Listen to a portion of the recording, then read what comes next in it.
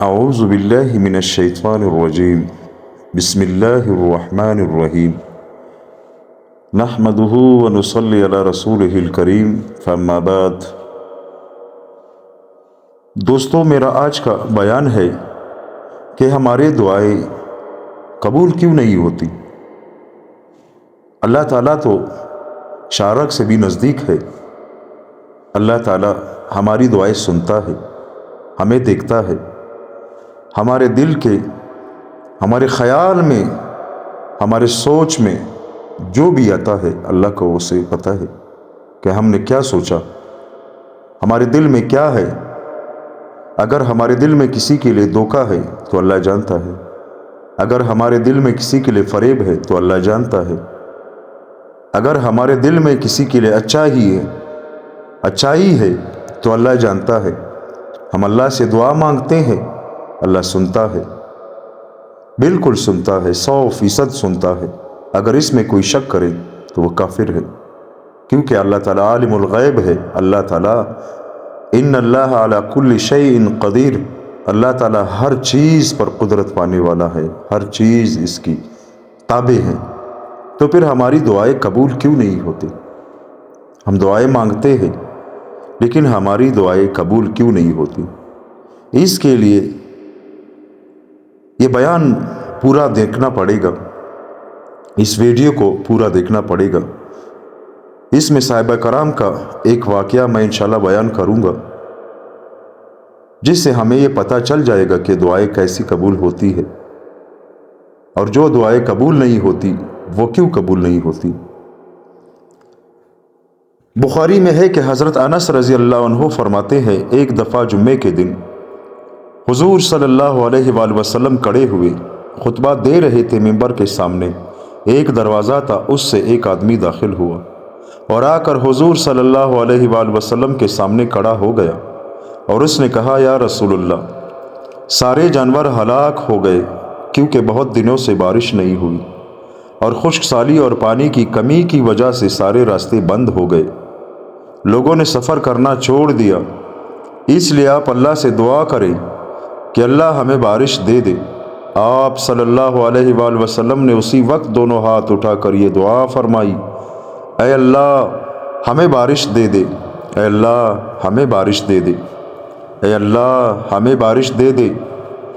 حضرت انس رضی اللہ عنہ فرماتے ہیں، اللہ کی قسم ہمیں آسمان میں بادل وغیرہ کچھ نظر نہیں آ رہا تھا، اور ہمارے اور سلا پہاڑ کے درمیان کوئی مکان یا گھر وغیرہ بھی نہیں تھا، یعنی مطلع نظر آنے میں کوئی رکاوٹ نہیں تھی، اور مطلع بالکل صاف تھا کہ اتنے میں سلا پہاڑ کے پیچھے سے ڈھال جتنا ایک بادل اٹھا،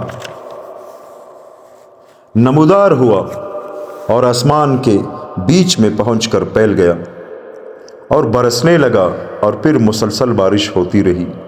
اللہ کی قسم ہم نے 6 دن تک سورج ہی نہیں دیکھا، یہاں تک کہ اگلا جمعہ آ گیا اور حضور صلی اللہ علیہ وآلہ وسلم کھڑے ہو کر خطبہ دے رہے تھے کہ اسی دروازے سے ایک آدمی داخل ہوا، اور حضور صلی اللہ علیہ وآلہ وسلم کے سامنے کھڑے ہو کر کہنے لگے، یا رسول اللہ، بارش اتنی زیادہ ہو گئی ہے کہ سارے جانور ہلاک ہو گئے، سارے راستے بند ہو گئے، آپ صلی اللہ علیہ وآلہ وسلم اللہ سے دعا کریں کہ وہ بارش روک لے۔ حضور صلی اللہ علیہ وآلہ وسلم نے دونوں ہاتھ اٹھا کر دعا مانگی، اے اللہ ارد گرد بارش ہو، ہم پر بارش نہ ہو، اے اللہ ٹیلوں پہاڑوں درخت اور گھاس کے اگنے کی جگہ پر بارش ہو۔ چنانچہ اسی وقت بارش رک گئی اور مسجد سے باہر نکلے تو ہم دھوپ میں چل رہے تھے۔ بخاری کی ایک اور روایت میں ہے کہ میں نے دیکھا کہ بادل پھٹ کر دائیں بائیں چلا گیا، اور سب جگہ تو بارش ہوتی تھی، مدینہ میں نہیں ہوتی تھی۔ بخاری کی ایک اور روایت میں اس طرح ہے کہ حضور صلی اللہ علیہ وآلہ وسلم نے دعا کے لیے اپنے دونوں ہاتھ اٹھائے، ہمیں آسمان میں بادل کا ایک ٹکڑا بھی نظر نہیں آ رہا تھا، اس ذات کی قسم جس کے قبضے میں میری جان ہے۔ ابھی حضور صلی اللہ علیہ وآلہ وسلم نے ہاتھ نیچے نہیں کیے تھے کہ ایک دم آسمان پر پہاڑوں جیسے بادل چھا گئے، اور آپ صلی اللہ علیہ وآلہ وسلم ممبر سے نیچے نہیں اترے تھے کہ میں نے بارش کا پانی حضور صلی اللہ علیہ وآلہ وسلم کی داڑھی مبارک سے ٹپکتے ہوئے دیکھا۔ حضرت ابو لبابہ بن عبد المنذر رضی اللہ عنہ فرماتے ہیں، ایک دفعہ حضور صلی اللہ علیہ وآلہ وسلم جمعے کے دن لوگوں میں خطبہ دے رہے تھے۔ آپ صلی اللہ علیہ وآلہ وسلم نے فرمایا، اے اللہ ہمیں بارش دے دے۔ میں نے عرض کیا، یا رسول اللہ، کھجوریں کھلیانوں میں پڑی ہوئی ہے۔ حضور صلی اللہ علیہ وآلہ وسلم نے فرمایا، اے اللہ جب تک ابو لبابہ کپڑے اتار کر اپنے کھلیان کا نالا اپنی لنگی سے بند نہ کرے اس وقت تک تو ہم پر بارش برساتا رہ۔ اس وقت ہمیں آسمان میں کوئی بادل نظر نہیں آ رہا تھا، لیکن تھوڑی ہی دیر میں زبردست بارش شروع ہوئی تو حضرات انصار نے مجھے گھیر لیا اور کہنے لگے، اس وقت تک بارش نہیں رکے گی جب تک کہ آپ وہ کام نہ کر لیں جو حضور صلی اللہ علیہ وآلہ وسلم نے فرمایا تھا۔ چنانچہ میں اٹھا اور کپڑے اتار کر اپنی لنگی سے اپنے گلیان کا نالا بند کیا تو بارش رک گئی۔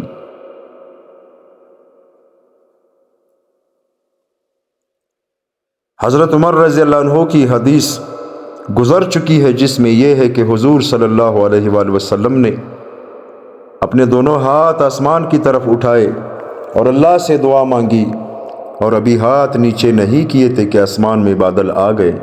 پہلے بوندا باندی ہوئی، پھر موسلادھار بارش شروع ہو گئی۔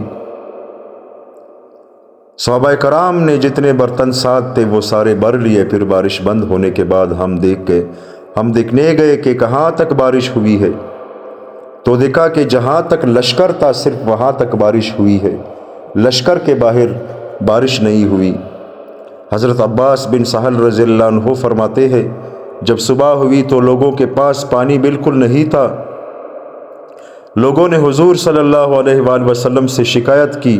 آپ صلی اللہ علیہ وآلہ وسلم نے اللہ سے دعا کی تو اللہ تعالیٰ نے اسی وقت ایک بادل بھیجا جو خوب زور سے برسا، یہاں تک کہ لوگ سیراب ہو گئے، اور انہیں جتنے پانی کی ضرورت تھی وہ بھی انہوں نے برتنوں میں ساتھ لے لیا۔ حضرت خوات بن جبیر رضی اللہ عنہ فرماتے ہیں، حضرت عمر رضی اللہ عنہ کے زمانے میں بڑا سخت قحط پڑا تو حضرت عمر رضی اللہ عنہ لوگوں کو لے کر شہر سے باہر گئے اور انہیں 2 رکعت نماز استسقاء پڑھائی اور اپنی چادر کے دونوں کناروں کو بدلا، دائیں کو بائیں اور بائیں کو دائیں طرف کیا، پھر اپنے دونوں ہاتھ پھیلا کر یہ دعا کی، اللہ ہم تجھ سے معافی مانگتے ہیں اور تجھ سے بارش مانگتے ہیں۔ حضرت عمر رضی اللہ عنہ کے اس جگہ سے ہٹنے سے پہلے ہی بارش شروع ہو گئی اور خوب بارش ہوئی۔ کچھ دنوں کے بعد دیہاتی لوگوں نے آ کر حضرت عمر رضی اللہ عنہ کی خدمت میں عرض کیا، اے امیر المؤمنین، فلاں دن وقت ہم اپنے کھیت اور جنگلوں میں تھے کہ اچانک بادل ہمارے سروں پر آ گئے۔ ہم نے ان میں سے آواز سنی تھی، اے ابو حفص، یہ حضرت عمر کی کنیت ہے، آپ کے پاس مدد آ گئی ہے، اے ابو حفص آپ کے پاس مدد آ گئی ہے۔ حضرت مالک الدرداء رحمۃ اللہ علیہ کہتے ہیں، حضرت عمر بن خطاب رضی اللہ عنہ کے زمانے میں زبردست قحط پڑا۔ ایک آدمی نے حضور صلی اللہ علیہ وآلہ وسلم کی قبر اطہر پر حاضر ہو کر عرض کیا، یا رسول اللہ، اپنی امت کے لیے اللہ تعالیٰ سے بارش مانگ دیجئے کیونکہ ساری امت ہلاک ہو گئی ہے۔ اس آدمی کو خواب میں حضور صلی اللہ علیہ وآلہ وسلم کی زیارت ہوئی۔ حضور صلی اللہ علیہ وآلہ وسلم نے ارشاد فرمایا، جا کر عمر کو میرا سلام کہو اور اسے بتا دو کہ بارش ہوگی، اور اسے کہہ دو کہ سمجھداری سے کام لے اور عقل مندی اختیار کرے۔ اس آدمی نے آ کر حضرت عمر کو سارا واقعہ سنایا۔ حضرت عمر رونے لگے اور کہنے لگے، اے میرے رب، محنت کرنے اور سمجھداری سے کام لینے میں کسی طرح کمی نہیں کرتا ہوں، البتہ کوئی کام ہی میرے بس سے باہر ہو تو وہ اور بات ہے۔ حضرت عبد الرحمن بن کعب بن مالک رحمۃ اللہ علیہ کہتے ہیں، مدینہ منورہ اور اس کے آس پاس کی بستیوں میں ایک عرصے تک بارش بند رہی، جس سے کھانے کی تمام چیزیں ختم ہو گئی اور سارا علاقہ زبردست قحط میں مبتلا ہو گیا۔ لوگ بھوکے مرنے لگے۔ اس قحط کا نام قحط رماد پڑ گیا۔ رماد کے معنی راک کے ہے، یعنی اس قحط سے لوگوں کے رنگ راک جیسے ہو گئے تھے، یہاں تک کہ جنگلی جانور بھوک کے مارے بستیوں کا رخ کرنے لگے، اور پالتو جانوروں کو بھی گھاس اور پانی نہیں ملتا تھا، جس کی وجہ سے ان کے جسم میں گوشت ختم ہو گیا تھا، بالکل سوکھے اور دبلے پتلے ہو گئے تھے، یہاں تک کہ آدمی کو سخت بھوک لگی ہوتی تھی اور وہ بکری ذبح کرنا چاہتا تھا، لیکن بکری کی بری حالت دیکھ کر اس کا ذبح کرنے کو دل نہ کرتا اور اسے چھوڑ دیتا۔ لوگ اسی حال میں تھے، اور مصر، شام اور عراق جیسے ملکوں کے مسلمانوں سے غذائی امداد منگوانے کی طرف حضرت عمر رضی اللہ عنہ کی توجہ نہیں تھی۔ ایک دن حضرت بلال بن حارث مزنی رضی اللہ عنہ آئے اور ان الفاظ سے حضرت عمر سے اندر آنے کی اجازت مانگی کہ میں آپ کے پاس اللہ کے رسول صلی اللہ علیہ وآلہ وسلم کا قاصد بن کر آیا ہوں۔ اللہ کے رسول آپ سے فرما رہے ہیں، میں تو تم کو بڑا سمجھدار سمجھتا تھا اور اب تک تم بالکل ٹھیک چلتے رہے، اب تمہیں کیا ہو گیا؟ حضرت عمر نے پوچھا، تم نے یہ خواب کب دیکھا؟ حضرت بلال نے کہا، آج رات۔ حضرت عمر نے باہر جا کر لوگوں میں اعلان کیا، الصلاۃ جامعات، آج سب مسجد نبوی میں اکٹھے نماز پڑھے، اپنے مسجدوں میں نہ پڑھے۔ لوگ جمع ہو گئے تو انہیں 2 رکعت نماز پڑھائی، پھر کھڑے ہو کر فرمایا، اے لوگو، میں تمہیں اللہ کا واسطہ دے کر پوچھتا ہوں کہ میں تو اپنی سمجھ کے مطابق ہر کام کی سب سے بہتر صورت اختیار کرتا ہوں، تو کیا آپ لوگوں کے خیال میں نے کوئی ایسا کام کیا ہے جو بہتر نہ ہو، بلکہ دوسرا کام اس سے بہتر ہو؟ لوگوں نے کہا نہیں۔ پھر حضرت عمر رضی اللہ عنہ نے فرمایا، لیکن بلال بن حارث تو یہ کہہ رہے ہیں۔ حضرت عمر رضی اللہ عنہ حضور کے فرمان کا مطلب نہ سمجھ سکے، لیکن لوگ سمجھ گئے۔ لوگوں نے کہا، حضرت بلال ٹھیک کہہ رہے ہیں، آپ اللہ سے بھی مدد مانگے اور مصر، شام، عراق کے مسلمانوں سے بھی مدد مانگے۔ چنانچہ مسلمانوں سے غلہ منگوانے کی طرف حضرت عمر رضی اللہ عنہ کی توجہ نہ تھی، اب ہو گئی اور انہیں اس سلسلے میں خط بھیجے۔ بہرحال لوگوں کی بات سن کر حضرت عمر رضی اللہ عنہ نے خوش ہو کر فرمایا، اللہ اکبر، قحط کی آزمائش اپنے خاتمے پر پہنچ گئی۔ حضرت عمر رضی اللہ عنہ پر یہ حقیقت کھلی کہ جس قوم کو اللہ سے مانگنے کی توفیق مل جاتی ہے، اس کی آزمائش ختم ہو جاتی ہے۔ چنانچہ حضرت عمر رضی اللہ عنہ نے تمام شہروں کے گورنروں کو یہ خط لکھا کہ مدینہ اور اس کے آس پاس کے لوگ سخت قحط کی مصیبت میں ہیں، لہٰذا ان کی مدد کرو، اور لوگوں کو نماز استسقاء کے لیے شہر سے باہر لے گئے، اور حضرت حماس اور حضرت عباس رضی اللہ عنہ کو بھی ساتھ لے گئے اور پیدل تشریف لے گئے۔ پہلے مختصر بیان کیا، پھر نماز پڑھائی، پھر گھٹنوں کے بل بیٹھ کر یہ دعا مانگی، اے اللہ، ہم تیری ہی عبادت کرتے ہیں اور تجھ ہی سے مدد مانگتے ہیں، اے اللہ ہماری مغفرت فرما اور ہم پر رحم فرما اور ہم سے راضی ہو جا۔ پھر وہاں سے واپس آئے تو زوردار بارش شروع ہو گئی اور راستے کے تمام گڑھے اور چھوٹے تالاب بارش کی پانی سے بھر گئے، اور ان سب میں سے گزر کر یہ لوگ اپنے گھروں کو پہنچ سکے۔ تاریخ طبری میں ہی حضرت عاصم بن عمر بن خطاب رحمۃ اللہ علیہ سے بھی یہ قصہ منقول ہے۔ اس میں یہ بھی ہے کہ قبیلہ مزینہ کا ایک گھرانہ دیہات میں رہتا تھا۔ انہوں نے اپنے گھر والوں سے کہا، فاقے کی انتہا ہو گئی، ہمارے لیے ایک بکری ذبح کر دو۔ اس نے کہا، ان بکریوں میں کچھ نہیں ہے، لیکن گھر والے اصرار کرتے رہے۔ آخر اس نے ایک بکری ذبح کی اور اس کی کال اتاری تو صرف سرخ ہڈیاں تھی، گوشت کا نام و نشان نہیں تھا۔ تو اس کی ایک دم چیخ نکلی، ہائے محمد علیہ السلام، اگر وہ ہوتے تو ایسا نہ ہوتا۔ پھر اس نے خواب دیکھا کہ حضور صلی اللہ علیہ وآلہ وسلم اس کے پاس تشریف لائے اور فرما رہے ہیں، میں تمہیں بارش کی خوشخبری دیتا ہوں، جا کر عمر رضی اللہ عنہ کو میرا سلام کہو اور ان سے کہو، اے عمر، میں نے تو یہی دیکھا ہے کہ تم عہد کے پورا کرنے والے اور بات کے پکے تھے، اب تمہیں کیا ہو گیا؟ لہٰذا عقل مندی اختیار کرو۔ وہ صاحب دیہات سے چلے گئے اور حضرت عمر رضی اللہ عنہ کے دروازے پر پہنچے، اور حضرت عمر رضی اللہ عنہ کے غلام سے کہا، اے اللہ کے رسول صلی اللہ علیہ وآلہ وسلم کا میں قاصد ہوں، اندر آنے کی اجازت چاہتا ہوں۔